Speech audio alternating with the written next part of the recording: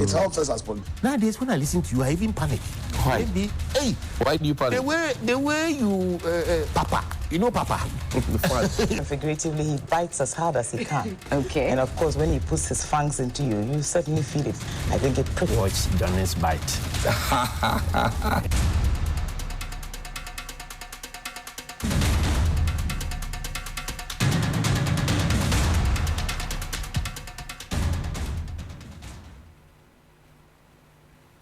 You know, I've watched you. Sometimes our people disagree with you, but I mean, I understand some of your approach. I mean, sometimes we take a hard bite. It helps us as politicians. Nowadays, when I listen to you, I even panic.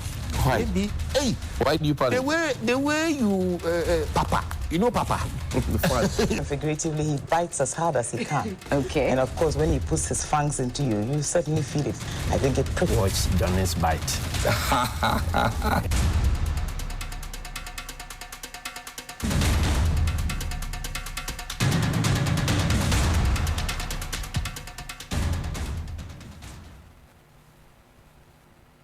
You know, I've watched you. Sometimes our people. Bismillahir Rahman Rahim. Alhamdulillah Rabbil Alameen. Hasbunallah wa ni'mal wakil. The Lord is my light and my salvation. Whom shall I fear? And yea, though I walk through the valley of the shadow of death, I will fear no evil, for you art with me. Thy rod and thy staff, they comfort me. Thou prepares a table before me in the presence of my enemies. You anoint my head with oil. My cup runneth over, and surely goodness and mercy shall follow me all the days of my life. And I will dwell in the house of the Lord forever and ever. Amen. Assalamu alaikum. It's Tuesday. Welcome to Johnny's Bite. I'd like to quickly say thank you to Sona Fashions in Tamale for my outfit this morning. And please call them 0246 590 162. That's 0246 590 162. They're in Kuko in Tamale, but they deliver across the country and the world. 0246 590 162. That's Sona Fashions International. This morning, I want to quickly celebrate two individuals. There's the youngest painter that has won the Guinness Book of Records, Ace Liam. He's from Ghana, 1 year old, who painted, dazzled the whole world and shown his talent. And today we celebrate him particularly. Ace Liam is our star for this morning. I'm sure the producer is looking for the picture to put up there. And then also the Ghanaians who came third, talented kids, Fame, Abigail, and Afronita, who came third on Britain's Got Talent. We want to celebrate them as well. These are three youngsters from Ghana who are deciding to show a very positive outlook of the Republic of Ghana with their talent, and it's something that we must applaud. It's something that really we must applaud. So this morning, Ace Liam, the youngest ever to enter the Guinness Book of Records, is from Ghana. And then also Afronita and Abigail. Congratulations to you. Now, this morning I have a very simple task for you. There's a photograph of three monkeys, right? A photograph of three monkeys. A monkey who sees everything but decides not to see, shuts his eye. A monkey who hears everything but decides not to hear anything. Or a monkey who has the mouth but decides not to talk. Can we have that photo out, please? The three monkeys. There are three monkeys, and I want you to, once the picture comes up, you tell me the individuals or the institutions in Ghana who are behaving in that manner. Tell me under the stream. We're live on 3FM 927, and we're also live on Facebook on TV3 Ghana. You just tell me the three individuals, the three monkeys. Tell me which institutions those represent. Because you see, there's so much happening. And I think I've lost count of the critical issues that I've raised here. Some of which get immediately shut down, or if you like, smacked down when you raise the question. They say, oh, shut up. You are anti-government. And then a few weeks or months later, those same problems are fixed. And say, oh, you complained about it. We have gone to fix it. So talk about it. They've forgotten so suddenly that they told you to shut up and that you are anti-government. They forget. But I have lost count of the number of issues I've raised here. Issues regarding education, issues regarding health, issues regarding agric, the economy, security, etc. For example, I told you about a month or so ago when the vice president started promising free tertiary education for persons living with disability. And it was pointed out that in the last NDC manifesto, it was in there. So it's just a repetition. But the good news is that if it doesn't matter which party does it, if it's the NDC or the MPP that does it, it still will be to the benefit of persons living with disability. However, as we speak, schools, special schools or schools for persons living with disability, I'm talking about school for the deaf, school for the blind, school for this, school for that, all of those schools, right? They have not received their grants. I'm telling you, the last time I spoke with you, I told you that they were owed for more than almost 2 years. That's about 3, 4, 5 terms. As we speak today, they intend to come and be at the Ministry of Education and the Ghana Education Service for whoever wants to hear them. Whoever wants to hear them. Schools, special schools. So the school on the mountain for the deaf, the blind, the schools around there, I think about 28 or so of them across the country. As we speak, they have not received any money. Now, those are the students that will feed. Those are the students that will go and feed the tertiary institutions, and when we decide that we're going to do even free tertiary education for these people. So the question you ask is that you have not been able to give them the foundation. You have kept them at the basis and they are hungry. How do you now migrate them to tertiary and now start taking care of them? Pretty much like what we're doing with free SHS. Pretty much like what we're doing with free SHS. We have neglected the basic schools. And we are focusing on free SHS because those in the SHS and thereafter can vote. As we speak now, the Electoral Commission gave a special dispensation for those who are 10-18 while in secondary school to go home for 2 weeks so that they can get the opportunity to vote. It happened. So then you ask the question, are we really concerned about development of the people and trying to raise them right?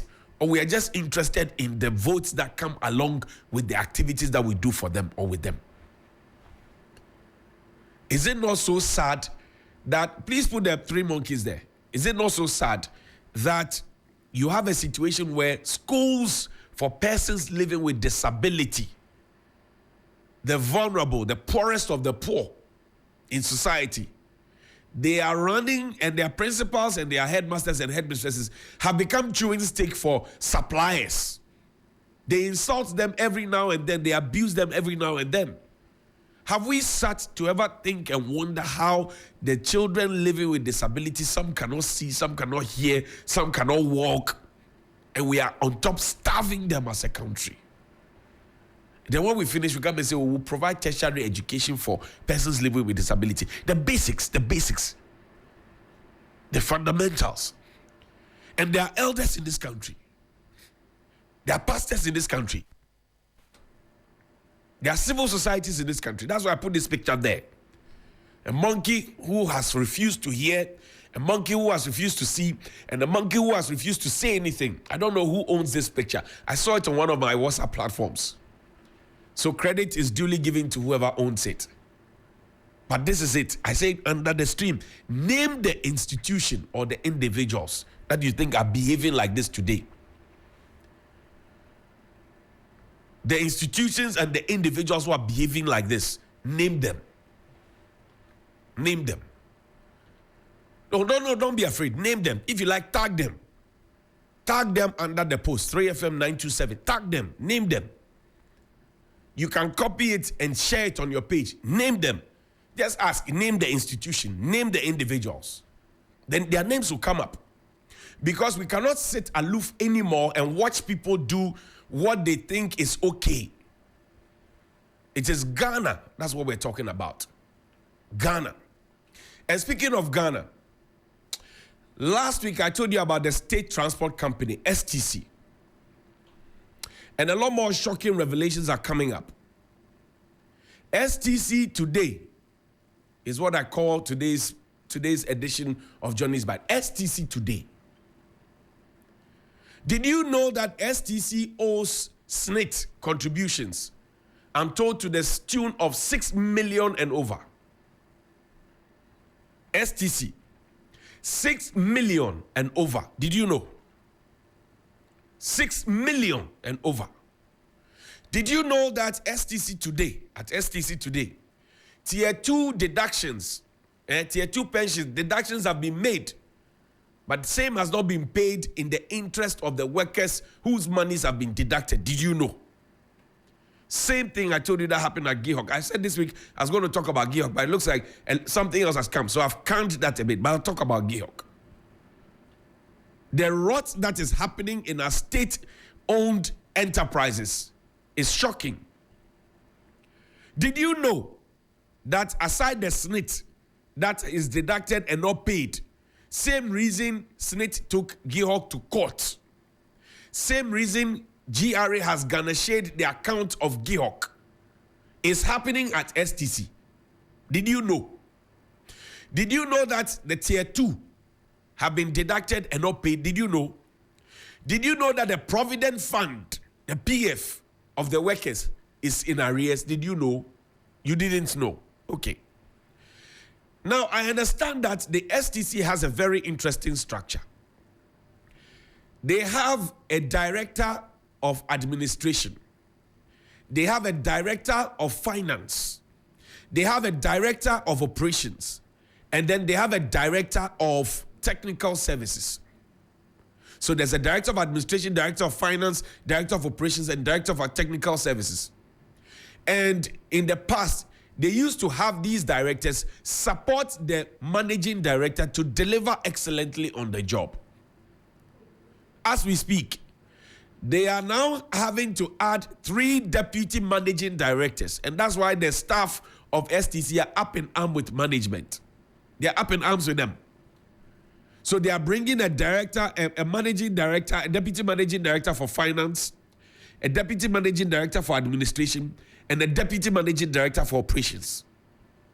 And the workers say, we do not need these portfolios because these portfolios that you are bringing, I will actually drain the money that you already do not have.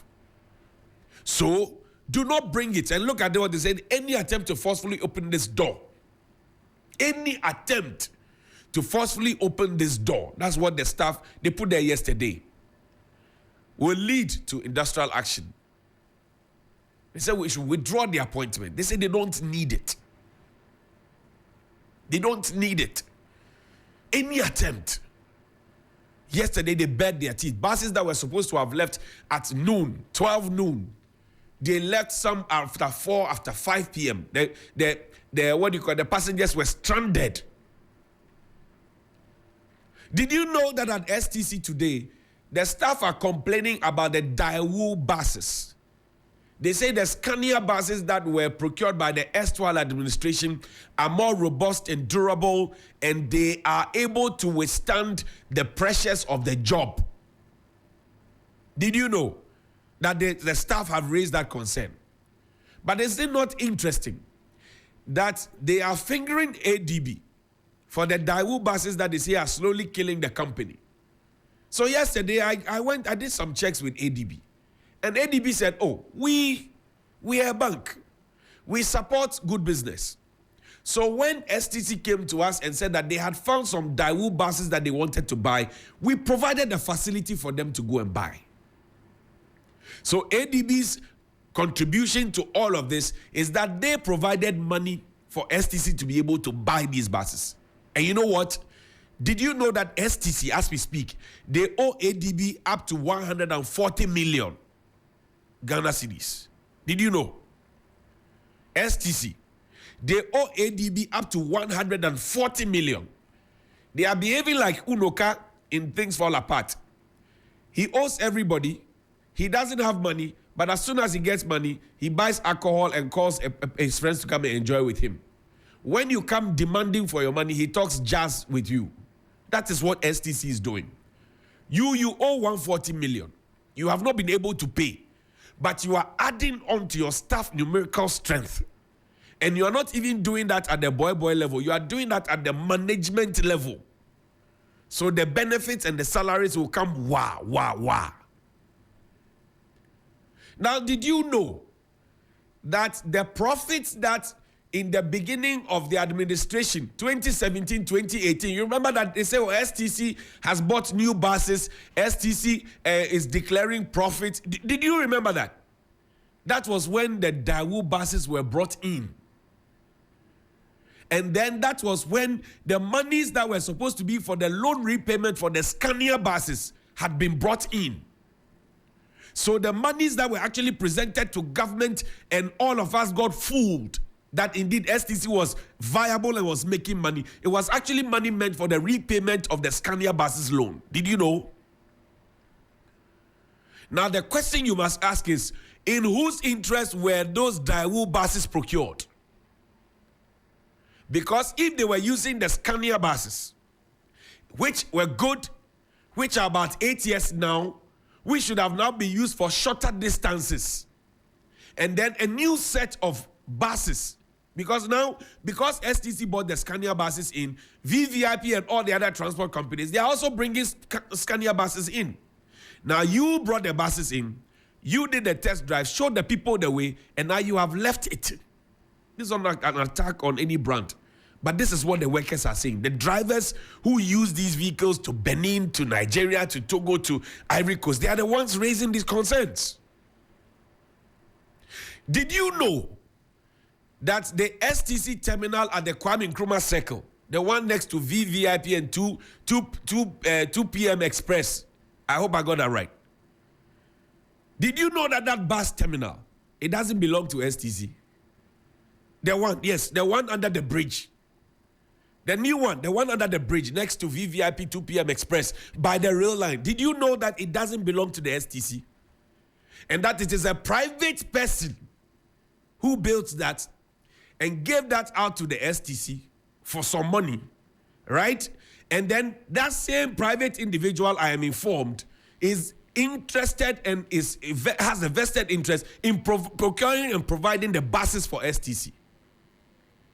So the man or the woman or whoever it is or they are have brought buses and given it to STC to say work and pay us. So STC is not doing work and pay like a typical trotro taxi driver. They are doing work and pay. Aside the work and pay, the land upon which they work also belongs to the person they are doing the work and pay for. So they use 90% to do work and pay for the buses and 10% to pay their individual. Meaning STC's integrity, STC's goodwill, STC's brand and image is being used by an individual who is being helped from within STC to profiteer over STC, and STC is collapsing. The question is, who is this individual and who are the powers behind this individual? Did you know? I'm telling you. You didn't know. I'm telling you. The red bands that you saw, the STC staff wear, it was a nationwide affair because out of the 145 buses that the STC has, only about 39 are actively, prudent and strong enough for the road. That is what they said. So you owe them SNIT, you owe them PF, you owe them Tier 2, you owe ADB money, 140 million. The grounds upon which you operate is not yours. The buses are not yours. STC is literally broke and going down. And this is our state career, a national career. So you ask yourself, what exactly really is working in Ghana? When you say it, they say, tell us the positive stories. But we were all hoodwinked to believe that in the beginning years, when the monies were presented to government, those were monies that were profits. Sana, they were loan repayments. We were doing work and pay. They lied to us.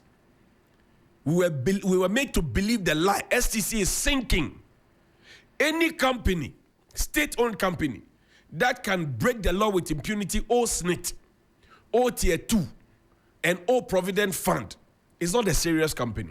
And whoever is at the helm of affairs or all the people at the helm of affairs must be gone immediately without delay. Without delay, I'm telling you. STC used to be the career of choice. People are stuck with STC because this is the same reason they are stuck with GOIL. because they think that this is our own. Let's support it. Are they giving the people value for money? I don't know. But is it really necessary to have a deputy managing director or deputy managing directors? I don't know. Even ADB, the bank that they borrowed the money from, which they cannot pay, the 140 million. How many deputy managing directors that ADB have? The people who gave them money, who are staying afloat and giving them money. How many deputy managing directors that ADB have? So you are creating a duplicitous role. There's already a director for technical services. Then you bring somebody, director for operations. There's a director for operations. Then you bring a deputy manager for operations. There's a director of finance. Then you bring a deputy manager of finance. Then there's a director of administration. Then you bring a deputy managing director of administration. So you are wasting money. And it says, forcefully impose the replacement of the DMD for operations on us will be met with a stiffer resistance. You don't have money. You owe. And you are incurring some more losses. This is the story of STC. I've just told you a part of the story. Tomorrow we'll continue with another part of the story of STC. So just to quickly recap for you. They said they do not want the deputy managing director. They said the Daewoo buses are killing them. It was a wrong thing that was bought for them. And some of them complained. You know another shocking thing that I heard yesterday? That, in fact, the Scania buses that were bought by the previous administration, John Mahama and his people, those Scania buses came with extra parts, spare parts, so that in the event that anything fails, they can change. These Daewoo buses that they brought did not have spare parts, and the Daewoo buses have been grounded. Value for money.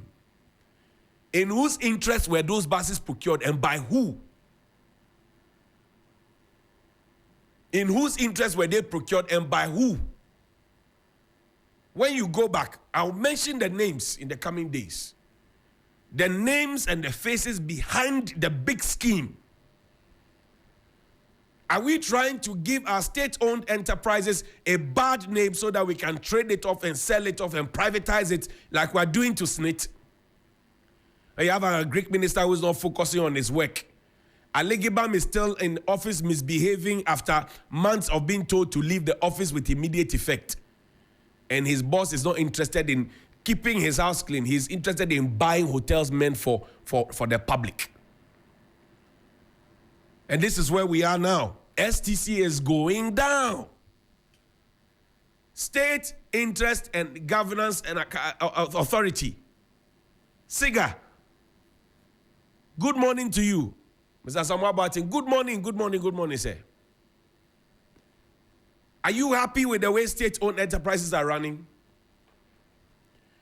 Mr. Katie Hammond, good morning. Mr. Kwekwesi Ama, good morning to you. Are we happy with the way things are going?